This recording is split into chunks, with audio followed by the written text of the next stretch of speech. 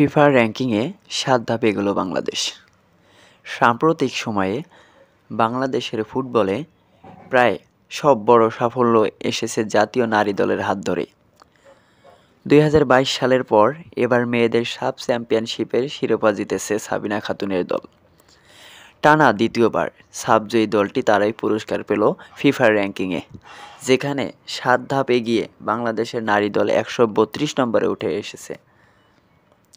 নারী ফুটবলে হালনাগাদকৃত নতুন র্যাঙ্কিং প্রকাশ করেছে বিশ্ব ফুটবলের নিয়ন্ত্রক সংস্থা ফিফা। সাব চ্যাম্পিয়ন লাল সবুজের প্রতিনিধিরা ১৩৯ থেকে বড় লাফ দিয়েছে। বর্তমানে তাদের রেটিং পয়েন্ট ১,০৯৭.৫৫। ২০২২ সালের স্বাগতিক নেপালকে হারিয়ে বাংলাদেশের মেয়েরা প্রথমবারের মতো দক্ষিণ এশিয়ার শ্রেষ্ঠত্ব পেয়েছিল। গত ৩০শে অক্টোবর শেষ হওয়া সাফেও একই প্রতিপক্ষকে ২-১ গোলে হারিয়ে টানা দ্বিতীয়বার শিরোপা জেতার রেকর্ড গড়ে সাবিনা খাতুনের দলটি।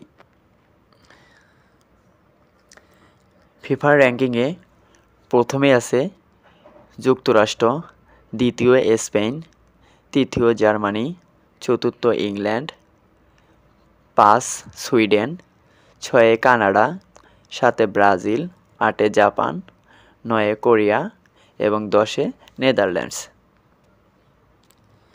ফিফা এবার মেয়েদের র্যাঙ্কিং প্রকাশ করল ৪ মাস পর।